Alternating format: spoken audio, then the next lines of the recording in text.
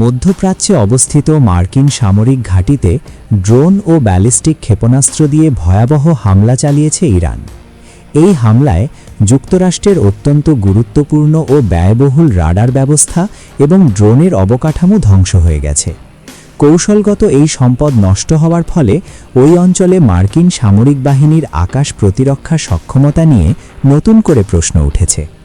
সংবাদ মাধ্যম ৭১ টিভির এক বিশেষ প্রতিবেদনে জানানো হয়, সংযুক্ত আরব আমিরাতের আল ধাফরা বিমান ঘাঁটি এবং জর্ডানের মুয়াফাক সালতি বিমান ঘাঁটিতে এই সমন্বিত হামলা চালায় ইরান। স্যাটেলাইট চিত্র বিশ্লেষণে দেখা যায়, এই হামলায় যুক্তরাষ্ট্রের প্রায় $500 মিলিয়ন মূল্যের একটি ANTPY-2 মিসাইল সতর্কতা রাডার এবং এর সহায়ক সরঞ্জাম সম্পূর্ণ ধ্বংস হয়ে গেছে। দূর আকাশ থেকে শত্রুর ব্যালিস্টিক ক্ষেপণাস্ত্র শনাক্ত ও ট্র্যাক করার ক্ষেত্রে এই রাডারটি ছিল মার্কিন প্রতিরক্ষা ব্যবস্থার অন্যতম প্রধান চোখ। ডিফেন্স সিকিউরিটি এশিয়ার প্রতিবেদন অনুযায়ী শুধু রাডারই নয়, এই হামলায় MQ-9 রিপার ড্রোনের রক্ষণাবেক্ষণ অবকাঠামো ব্যাপকভাবে ক্ষতিগ্রস্ত হয়েছে।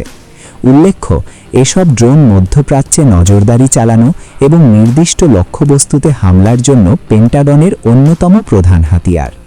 বিশেষজ্ঞদের মতে, ধ্বংস হওয়া ANTPY-2 রাডারটি যুক্তরাষ্ট্রের থার্ড বা terminal high altitude area defense ব্যবস্থার একটি গুরুত্বপূর্ণ অংশ।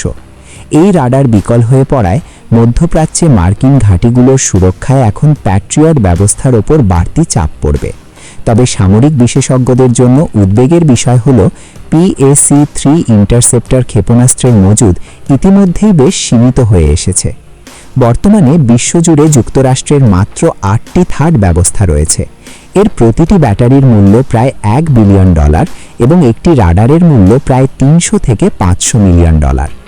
যুক্তরাষ্ট্রের Center for Strategic and International স্টাডিজের CSIS এর বিশেষজ্ঞ টম কারাকো এই হামলার বিষয়ে মন্তব্য করতে গিয়ে বলেন, এগুলো অত্যন্ত বিরল কৌশলগত সম্পদ।